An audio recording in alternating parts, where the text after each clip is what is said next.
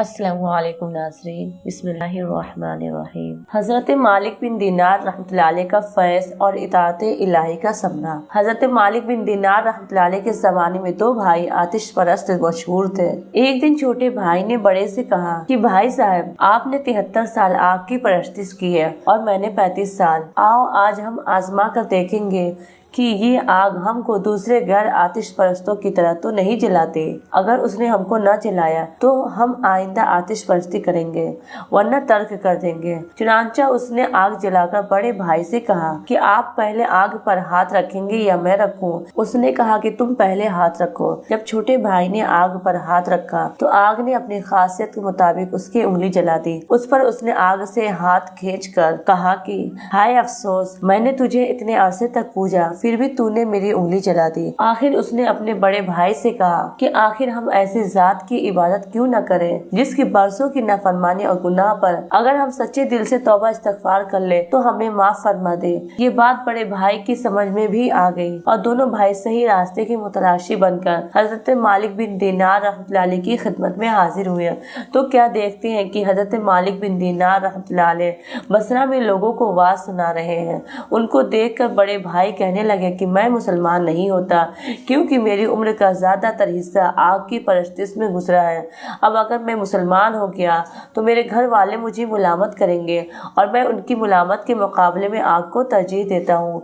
छोटे भाई ने समझाया कि लोगों की मुलामत तो एक दिन ज़ायल हो जाएगी लेकिन दोज़ख की आग ज़ायल ना होगी। मगर बड़े भाई की समझ में ना आया और वो बदनसीब वापस चला गया। लेकिन छोटा भाई अपने बीवी बच्चों को लेकर हजरत मालिक बिन दीनार रहमतुल्लाह अलैह की खिदमत में हाजिर हो गया और वाज से फारिग होने के बाद तमाम माजरा उनको सुनाया और दरख्वास्त की कि उसको माँ बीवी बच्चों के मुसलमान बनाए। चुनांचे हजरत मालिक बिन दीनार रहमतुल्लाह अलैह ने उन सबको मुसलमान किया और उस नौजवान ने जब मुसलमान होकर वापस होना चाहा तो हजरत मालिक बिन दीनार रहमतुल्लाह अलैह ने फरमाया कि जरा ठहरो, मैं तुम्हारे लिए अपने शागिर्दों से कुछ जमा कर दूं। जिस पर नौजवान ने अर्ज किया कि मैं कुछ नहीं चाहता और वापसी में एक वीराना में आबाद घर देखकर उसमें मुकीम हो गया। सुबह को बीवी ने कहा बाजार जाकर कोई ऐसा काम तलाश करो जिससे बच्चों की गुजर हो सके। चुनांचे वो नौजवान तलाश माश के लिए निकला मगर कहीं कोई मजदूरी न मिली तो उसने सोचा आखिर अल्लाह ताला ही की मजदूरी क्यों न करूं। ये सोचकर दूसरे रोज वीराना में जाकर मगरिब तक बराबर नमाज पढ़ता रहा और रात को फिर खाली हाथ मकान पर चला गया।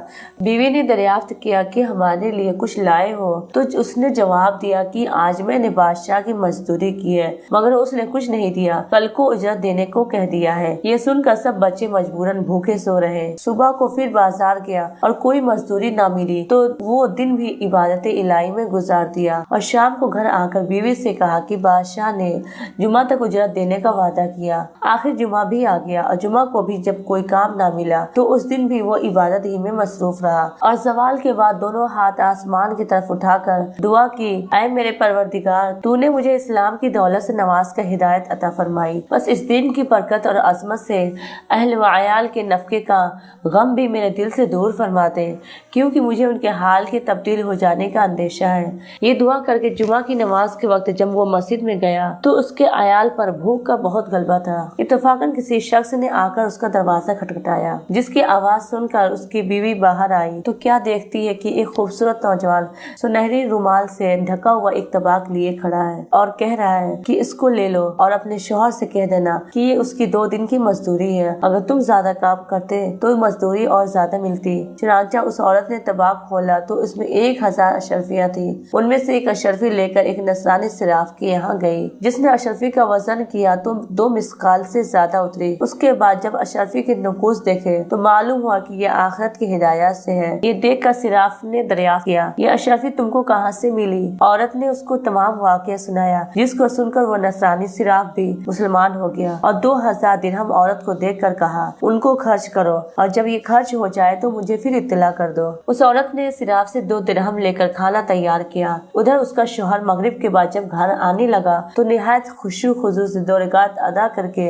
रुमाल में मिट्टी बांध ली और दिल में ख्याल किया कि जब बीवी तकाजा करेगी तो कह दूंगा इसमें आटा आता है और यही मेरे काम की मजदूरी है। चुनांचे जब वो घर पहुंचा तो घर को फर्श और फुरूश से आरास्ता पाया और खाने की खुशबू सूंघी तो रुमाल दरवाजे पर ही रख दिया ताकि बीवी को मालूम ना हो सके। घर में पहुंचकर बीवी से हाल मालूम किया तो उसने पूरी कैफियत बता दी, जिसको सुनकर वो मर्द खुदा सजदा शुक्र बजा लाया। फिर बीवी ने दरियाफ्त किया कि रुमाल में क्या लाए हो जो दरवाजे में रखा है। तो उसने जवाब दिया कि इसका हाल मुझसे ना पूछो, और ये कहकर दरवाजे में गया कि मिट्टी फेंक कर रुमाल ले आए। तो देखा तो उसमें मिट्टी के बजाय आटा था। ये देखकर उसकी हैरत की इंतहा न रही और फिर खुदा के सामने सर बसजूद हो गया और फिर बराबर खुदा की इबादत में मसरूफ रहा, यहाँ तक कि उसकी रूह ने कब्र से अंसरी से परवास किया। अल्लाह ताला इस इबादत गुजार मर्द मोमिन पर रहम फरमाए। सच है जो अल्लाह का हो जाता है अल्लाह उसको जरूरतें गैब से पूरी करता है। दुआ है कि अल्लाह ताला हम सबको इस वाक़या से सबक हासिल करके नेक बनने की तौफीक अता फरमाए। आमीन या रब्बल आलमीन। अगर आपको मेरी वीडियो पसंद आए तो चैनल को सब्सक्राइब और वीडियो को लाइक जरूर करें। अल्लाह हाफिज।